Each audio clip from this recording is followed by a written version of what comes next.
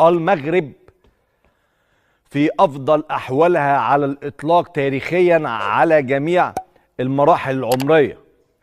المهم، بعد تأهل المنتخب المغربي لأقل من 20 سنة إلى نصف نهائي كأس إفريقيا المنظمة بمصر، سوف يواجه نظيره المصري، خاصة أن مصر التي تستقبل هذه البطولة كما قلت لكم المباراة غتكون حاسمة، خاصة أنها سوف تكون يوم الخميس المقبل. المهم، نتمنى الفوز للمنتخب المغربي.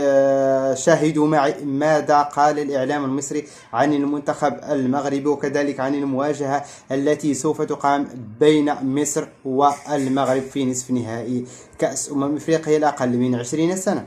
هيواجه مين المنتخب المصري في نصف النهائي؟ هيواجه منافس قوي جدا هو المنتخب المغربي. المنتخب المغربي النهارده فاز في ربع النهائي على سيراليون 1-0 علشان يلتقي مع المنتخب المصري في نصف نهائي البطولة إن شاء الله.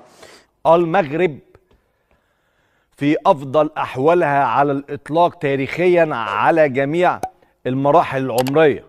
عندنا مواجهة أمام المنتخب المغربي في نصف النهائي الساعة 9 يوم الخميس اللي جاي. عايزين رجالة، احنا ما خلصناش. كأس الأمم تقام في بلدنا في مصر، نكسب البطولة. المغرب في أفضل أحوالها على الإطلاق تاريخيا على جميع المراحل العمرية، بس نقدر. خدنا اللي احنا عايزينه. أولا احنا كنا عايزين ايه؟ أولا نصعد كأس العالم، ثانيا ناخد كأس الأمم.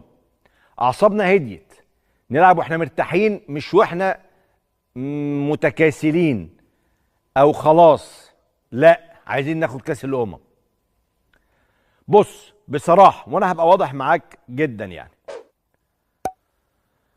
منتخبنا ما كانش الافضل في معظم مباريات البطولة. ما حسيتش انه منتخب جامد قوي.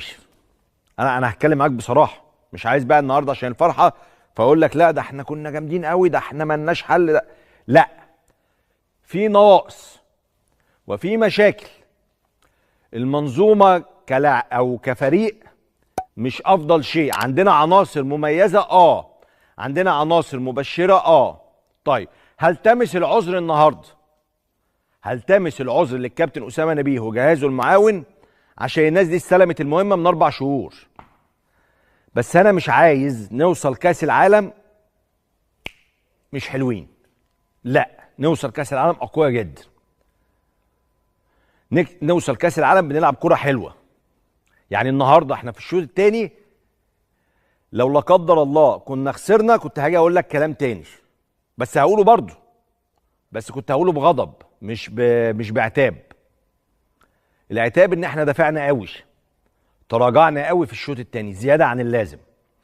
وصلت نسبه استحواذ المنتخب الغاني قدام المنتخب المصري 80% ل 20%، كتير. المنتخب المصري ضرب موعدا مع نظيره المغربي الذي تأهل لنصف النهائي بعد فوزه على منتخب سيراليون بهدف دون مقابل بعد التمديد، ليتمكن المغرب أيضا من بلوغ نهائيات كأس العالم المقبلة بتشيلي.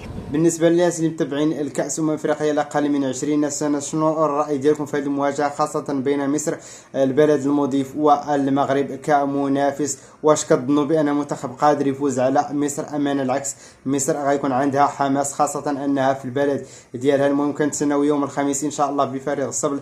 ما تنساونا بالتعليق ديالكم الجاي، اكتبوا لنا في التعليق شكون في نظركم اللي غادي يفوز بهذه المباراة. هنا كيسالي الفيديو ديالنا، كنتمنى انه ينال الاعجاب ديالكم.